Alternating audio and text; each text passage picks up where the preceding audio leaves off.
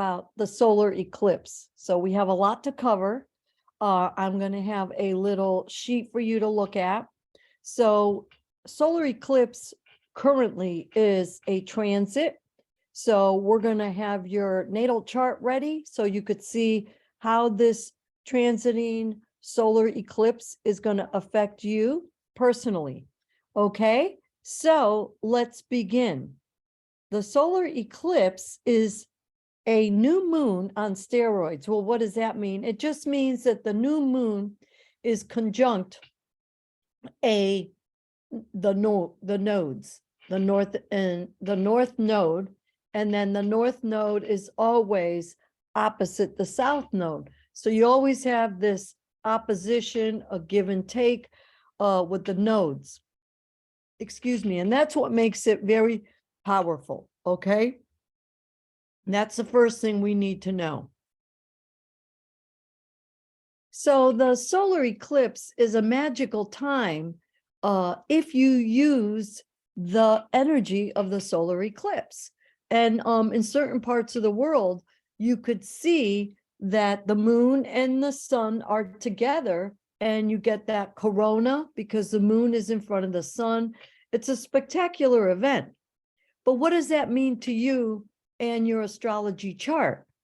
This is a time whenever we have a new moon without the north node involved. The new moon is a time when you want to set your intentions for new beginnings. Now, whenever you have a new beginning, you got to get rid of the old. And that's sometimes the difficulty. If you don't want to get rid of the old, then it's very difficult to have a new beginning, you see? So new beginnings are very powerful, but let's start with the intentions. New moon, solar eclipses are times to set your intentions on either the next month, if it's an ordinary new moon, if it's a solar eclipse or a lunar eclipse, that lasts for 6 months.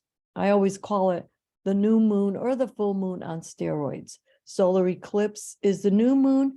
A lunar eclipse is a full moon. Okay, so it is right now in 29 degrees Aries. All right, now remember, 29 degrees is a critical degree. What does that mean? It means like there's this urgency because it is leaving the sign. So you got to tidy up the loose ends because you're not going back to that sign for that cycle. If it's a sun, it's a whole year. If it's another planet like Pluto, then it's going to be 248 years. That's why when you learn the planets, you got to understand that the planets have cycles. Okay. So this is going to all happen, by the way, April 20th, 2023 at 12:12 a.m. It's going to be 29 degrees and 50 minutes to be exact, that the moon and the sun are going to be together in the sky. Okay, here it is right here. So that now, if you want to get even more elaborate on what this means to your natal chart, you want to find where the 29 degrees is in your chart, what house it's in, what quadrant it's in, and what hemisphere it's in. Are there any other planets involved? Is it conjunct other planets? Is it opposing other planets? Is it sextile other planets? And we're talking about a 2-degree orb. All right, that means it's 2 degrees before, which will make it 27 degrees Aries, or 2 degrees after, which will make it 1 degree Taurus. Okay, so there's a lot going on in Taurus right now, and like the 21st, the moon and the sun will be in Taurus. Okay, so it's tight. So, but the new moon is, and the solar eclipse is in the energy of Aries. So you'll have to see, what does Aries represent in your chart? Most people, Aries is beginnings. So now we have like a double emphasis on beginnings. It is that spark that starts stuff. So please get your new moon journal out and put those intentions out there of what you want to see yourself be, because Aries is I am. So if you want to reinvent yourself, and I'm saying this for a reason, because when we go down the list of everything we need to cover, we are going to have a reinventing type energy with Pluto. Pluto is square this energy. So if you put the work in, you will transform. Is that nuts? So this is a really great time to set your intentions as you know how to do it. Make it into a ritual with your journal, ring your bell, light your incense, meditate before, get your favorite crystals out, and put those intentions in present form. I am, okay? And that is the phrase for Aries. Powerful, powerful, powerful time. And this will not happen again this year. So use it wisely. So we're going to do your intentions, and then it has a 6-month window. This eclipse is going to last 6 months. So whatever is going on in your charts, you're looking at your natal chart, you might want to look at your solar arc chart too, if you understand what I'm saying. If not, we could sign up for a course and learn all about solar arcs. It's a form of progressions, but at least know what it's doing in your chart. So there is no doom and gloom in the chart. It is a tool. Remember, the hammer is a tool. You hit your thumb with the hammer, it's not the hammer's fault. So this chart was created by you and the creator for you to learn lessons. Because you know what? Every lesson that you learn, you could share those lessons that you've learned already with other people, and you could change the lives of hundreds, if not millions of people. Because if you change another life, that life could change another life, and there you have it. And this is that Aquarius energy where we're all interconnected, okay? It's very important that astrology is energy, okay? It's an energetic tool that we can use. Awesome time. So the sun is ingressing into Taurus. What does that mean? Ingress means it's going into a new sign. It's an astrological term. It's a fancy word for it's going into a new sign, which means 0 degrees, which means it's a new beginning, 0 degrees. When that happens on the 20th, 21st, okay, it's going to square Pluto in Aquarius. Well, what does that mean? And we're talking exact because it's 0 degrees, okay? So that means there's going to be some friction. There's going to be some work to do, because whenever there's friction, you have to work through it. So it might be a struggle. It might be uncomfortable. That's what squares do. And it's an angle. If you remember, you know, squares are 90-degree angles. And so now that means that the sun where you shine in Taurus, which has to do with possessions, okay?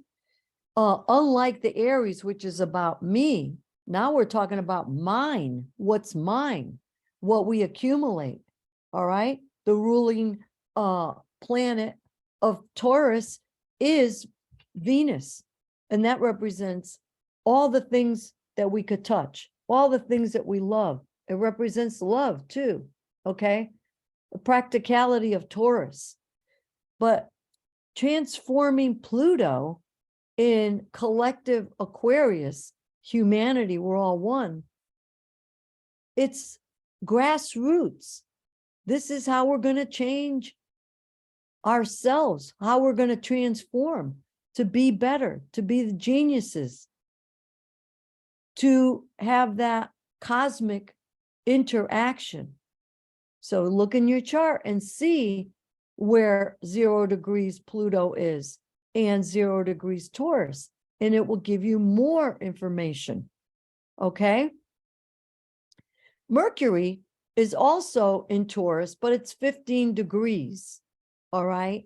It's not touching the sun, but it is 15 degrees. So look in your natal chart and see where is 15 degrees, give or take the 2-degree orb that we always speak of. Well, Mercury is quintile Saturn. Saturn has to do with structure, boundaries, responsibilities, duties, reality. That heaviness could be depression. And it's in the sign of Pisces. Pisces dissolves. So Pisces is making our structures more etheric, which is an interesting time, guys. Pay attention. But quintile itself, to me, is the angelic, the divine forces. So there is divine forces to the things that we accumulate, the things that we buy, our possessions. So Saturn is about working hard.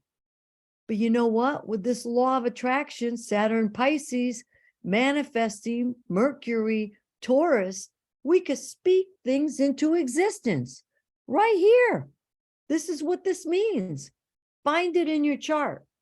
And then it gets better, because on the very next day, don't freak out, but we got Mercury Retrograde in Taurus. It's a time to reconsider, rethink, okay? Instead of redoing, we could renegotiate. It's that introspective feeling, all right? And that, instead of outwardly communicate, think about it and use this 3-week retrograde, Mercury retrograde, to reconsider things, to hash it out in your mind and play it through.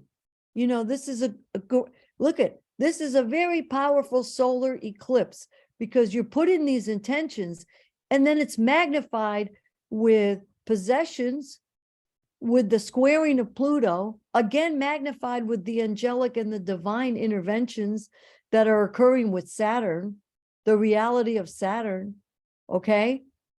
And then retrograde, which means you're not going to do anything. You're going to just focus on it. Introspective. It's a great time to put these things in your journal and manifest it by creating it in your mind. Mercury is in the mind. Play it out in your mind. Is this really what you want? Because you create everything. You know, I love these YouTube and TikTok and social media memes and posts about what these planets are going to do to you. That's not how it works, guys. It's what you do with the energy of the planets. You're in control. You are in control, not the chart. The chart is already established. You created it, and that's it. It's done. Now you work the chart. There's your tool. I don't know how many times I have to say it over and over and over.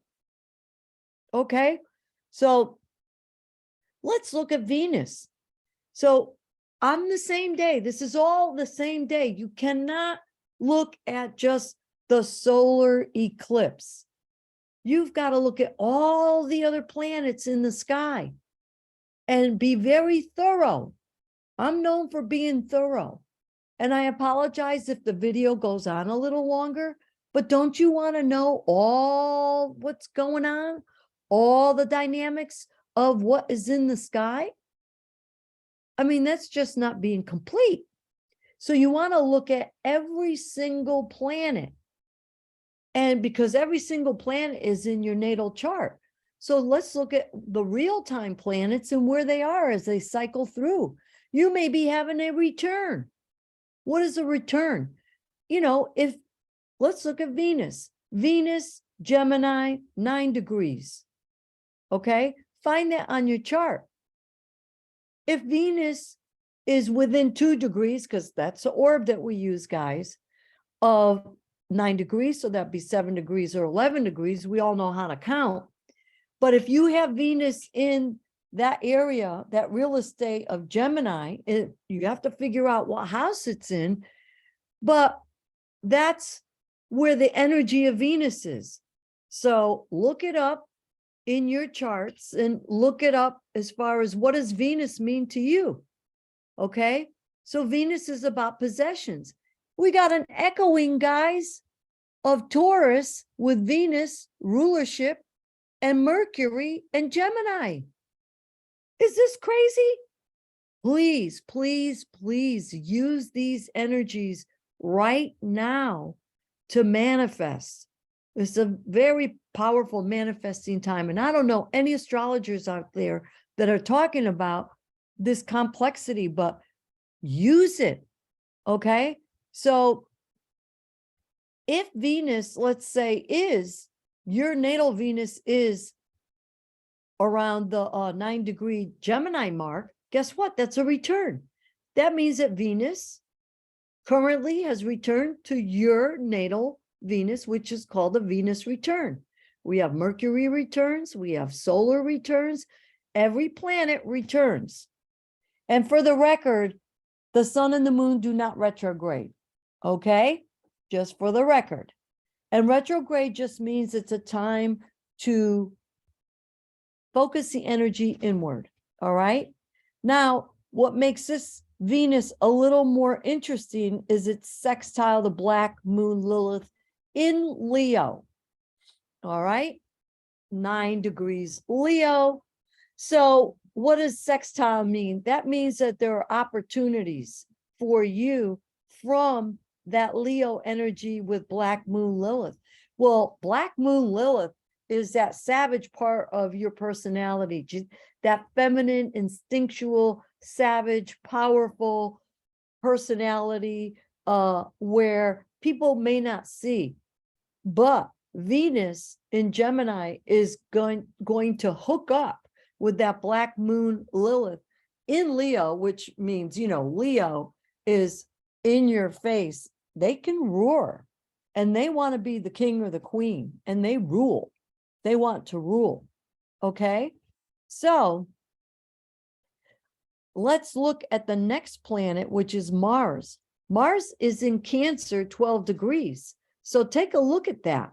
Okay. We're going to take a look. And so we're going to look at Mars and find Cancer, 12 degrees, Cancer, and see where that puts you as far as your natal chart. Is it on the bottom? Is it on the top? Is it on the left? Is it in the right? Which house is it in? Is it touching an angle in your chart, or is it near a cusp of any one of the houses, or is it hitting a stellium or some kind of planetary configuration or any planet? All right. That's the way to look at transits. It's very easy, but I'm showing you how to do it. Okay. The next one is Jupiter. And I'm going in order by, you know, the most inner planets. So Mars all the way back to the sun and moon are personal planets. They have personal effects on you. Jupiter and Saturn are the social planets. But here we go.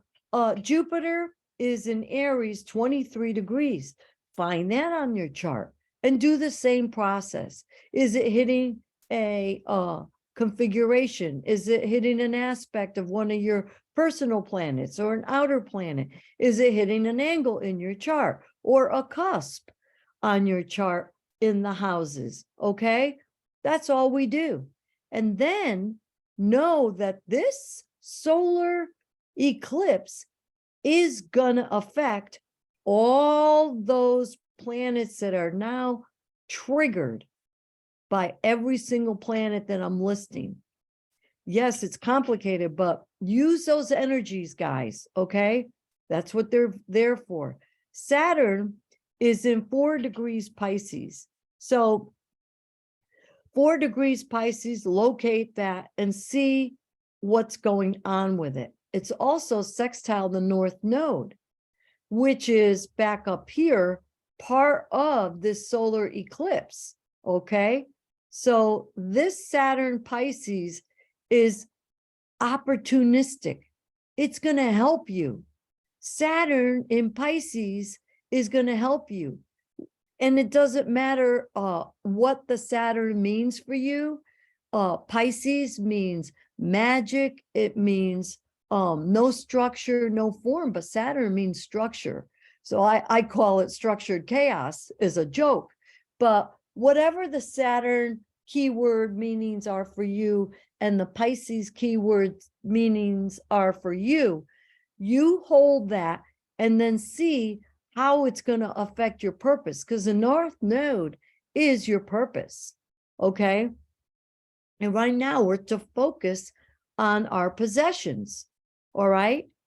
But, you know, if you look at collectively the world, look at how things are changing with our possessions. Banking's changing. Our food chain is changing. How we get our food is changing. There's this huge awareness of changes. And the best is yet to come, because Pluto is square all this, the Saturn Pisces sextile North Node and the solar arc. Solar eclipse. All right. I get so excited. But keep it straight, guys. These energies are working for us, not against us. All right. So this is like forewarned is forearmed. And Uranus is in Taurus, that same energy. We have a lot of Taurus energy right now because we're going into Taurus season. All right. As we leave April and go into May, we leave the Aries season and then we go into Taurus. And remember, Taurus is earth and fixed. It doesn't like to move. Have you ever tried shoveling earth or cement or carrying around building blocks, you know, like cinder blocks and stuff? It's heavy. It's a lot of work. All right. And then fixed means resistant to change.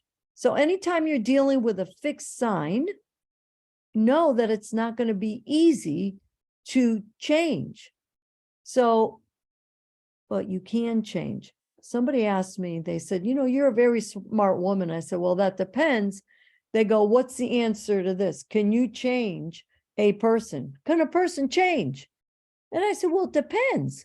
Well, he says, that's no answer. And I said, well, here's the answer. If someone wants to change, they're going to change. If they don't want to change, they're not going to change. So it's up to you.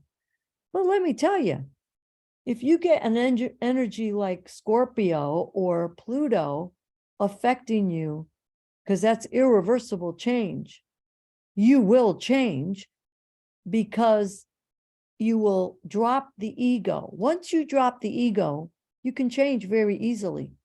But that's what Pluto change is all about, dropping the ego. Doesn't mean, though, that you're going to change, because if you don't drop the ego, you're never going to change. So you'll have to learn again, and it will keep resurfacing because we're here to grow and learn. Okay. So again, Uranus's energy is a higher level of Mercury. So it has to do with the mind, and it's quick, but it's a higher mind and faster energy, faster than Mercury. It's lightning quick. And it also represents AI and internet and electricity, electronics, the collective whole, because it is the ruler of Aquarius. You see, whenever you study astrology, please reference the natural wheel. And when you learn Aquarius, you're going to learn Uranus and the 11th house, because they go together like a unit. It's a unit. You learn it that way, you will be a master astrologer in no time. This is how I teach, guys. You know, it's astrology made super easy. That's why I named it that way. And my cheat sheet book is coming out. It is with my publisher, and we're working at how we're going to best present it. It's just a bunch of keywords and stuff, so you don't have to memorize everything. So, but you will have it at your fingertips. So Uranus is going to be sudden and unexpected changes in Taurus. Okay. So we've got interesting energy with Taurus here in communication. And Taurus is again about our possessions, what we accumulate, our buildings, structures, and things like that. Okay. The earth, everything you could grow from the earth, animals on the earth. And it also has to do with love, because we love all that stuff. We didn't come here to this earth plane to be etheric, gas spiritual beings. We are spiritual beings, but we came here to have the physical, to enjoy the physical, the touching, the smelling, the tasting. And as a side note, people on, spirits on the other side that are, in a different dimension, but they're right here with us. I'm not alone. And I channel them all the time because they're always telling me stuff, and they do to you too. You just may not get it. You may not understand that you're channeling, but we all have these abilities. And I believe that's what this Saturn Pisces is all about, guys. That's another subject. But these changes with Taurus, okay, are going to affect us in a very profound way. So we don't know how though, but check it out in your chart and deal with it. It's going to teach you how to deal with it. Now we're going to go into magical Neptune, with the unicorns and the fairies. Neptune is that elusive planet associated with the 12th house, which is what I call where you were before you were born, in the womb, that mysterious place. Don't you love it? I mean, can't you get a great visual when I tell you that? So Pisces has that similar energy. There's no structure. There's no form. It's constantly changing. You go in with the flow. You're saturated in water. Okay. And Pisces is not a water sign. It is a water sign, but it's mutable because it's always changing. Is that wild? Astrology is the most amazing tool because it's so logical and well laid out. The creator had something to do with this, okay? And every time we look at astrology or we look at the stars up above, we're looking at parts of God. We're all parts of God, but it's so amazing. It's so orderly, okay? And I remember a very brilliant person said to me, where there's order, there is God. And where there's chaos, there's the absence of God. And that is so true for me. Think about that. So Neptune is in 26 degrees of Pisces. Locate that in your chart and see what it's affecting. Is it near an angle? Is it near your planets? Is it triggering configurations in your chart? Is it in the lower part, the upper part, the eastern, the western hemispheres? Go through that process and see where this area of escapism is. Neptune has to do with anything where you escape, drugs, alcohol, movies. So however you play that energy, it could be toxins, it could be music and dance, because that's all a form of escape. It could be meditation. So these Neptune energies in Pisces, because they go together, they're stronger, but see where it is in your chart. And that's the area in your chart where you're going to go with the flow. You see how that works? Brilliant. And please share some comments below and let me know how this video may be helping you. And if you have any suggestions for new videos or ways that I could improve my video material, please let me know. I'm here for you. And if you like the video, you know what to do. Give it a thumbs up. If you know someone that would benefit from listening to this video and learning from me, share it. And you could always go onto my website, Holistic Healing Astrology, for more information, or even schedule a class with me or a reading. And by the way, every second Sunday, this Sunday coming up, between 4 to 6 p.m., we have a Zoom, Let's Talk Astrology. And we, that's when you get your chart out and we get questions answered, first come, first serve. Okay. So you pay for that, you get the link, and then you could ask your questions. Last but not least, my dear friends, Pluto Aquarius, 0 degrees. Everybody's talking about Pluto Aquarius. It is a fascinating time. If you look at what's going on in the world, there are protests all around the world, guys. There is the ending of corruption and structure of top-down government, establishment, churches. They're losing their power. Big media, big pharma, all that. How many anchors have left their jobs and they're using social media now as platforms? Lots. It's the big awakening. Aquarius is a huge awakening. And Pluto is that irreversible change. It's transformation. We will never be the same again. Transformation, always think of the caterpillar that eats up all the stuff in the garden and then stays dormant for a little bit because there's time involved with Pluto as it transforms. And then it becomes a butterfly that's very light and airy. Pluto energy too, remember, Pluto will take you down. It will take you down to some really hellish places if need be. The sooner you release your ego, the easier it gets. And when I mean surrender usually to a higher source. And you just ask for help. Ask your angels for help. Ask the divine for help, whoever your God is. But you have to ask for help. And it could be ask your friends for help. Ask anyone for help when you need help. That's what Pluto will do. But it will take you much higher, in a higher place than you ever were before. It's the phoenix. You rise up. Okay? That's the real energy of Pluto. Okay? So when you work with that transformative energy of Pluto, it's a beautiful thing. It's beautiful. The more you resist to the change, the harder it gets. So the whole world right now is under the influence of Pluto Aquarius. Why is everyone talking about it? It's because we're already in the age of Aquarius, which is 2,500 years. We just went into it last year, the age of Aquarius.